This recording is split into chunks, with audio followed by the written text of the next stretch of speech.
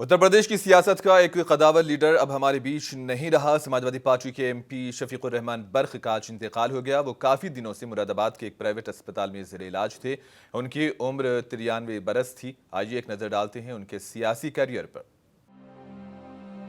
Samajwadi party के MP Shafiqur Rahman Barq का आज इंतकाल हो गया। वो काफ़ी अरसे से मुरादाबाद के एक प्राइवेट अस्पताल में ज़ेर इलाज थे। रुकन पार्लियामेंट के पोते ज़ियाउर रहमान ने बताया कि इनके 93 साला दादा की तबीयत अचानक खराब हुई। इसके बाद इन्हें मुरादाबाद के एक खानगी अस्पताल में शरीक कराया गया। ताहम इसके बावजूद इनकी हालत में कोई बेहतरी नहीं आई और आज सुबह इन्हें आईसीयू में शिफ्ट किया गया, जहां उन्होंने आखिरी सांस ली। लोकसभा इंतखाबात 2024 से पहले समाजवादी पार्टी को बड़ा झटका लगा है। शफीकुर रहमान ने अपने सियासी करियर की शुरुआत 1974 में की, जब उन्होंने पहली बार भारतीय क्रांति दल से इंतखाब लड़ा। इसके बाद वो जनता पार्टी में शामिल हुए और उन्होंने 1977 में संभल से जनता पार्टी के टिकट पर इंतखाब लड़ा और जीत दर्ज की। 1985 में उन्होंने लोकदल का दामन थामा और असेंबली पहुंचे। 1989 में इन्होंने जनता दल से इंतखाब लड़ा और चौथी बार असेंबली में पहुंचे।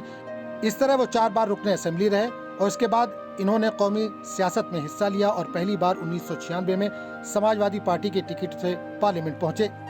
इसके बाद 1998 और 2004 में भी इन्हें कामयाबी मिली और पार्लियामेंट पहुंचे।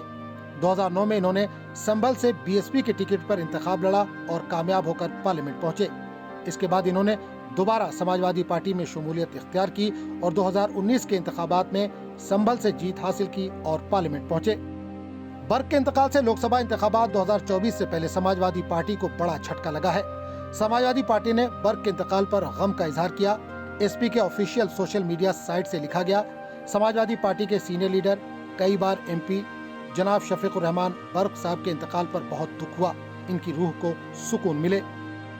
शफीकुर रहमान बर्क लोकसभा के रुकन की हैसियत से हलफ लेने के बाद उस वक्त खबरों में आए थे जब उन्होंने कहा था कि वंदे मातरम इस्लाम के खिलाफ है और मुसलमान इसकी पैरवी नहीं कर सकते।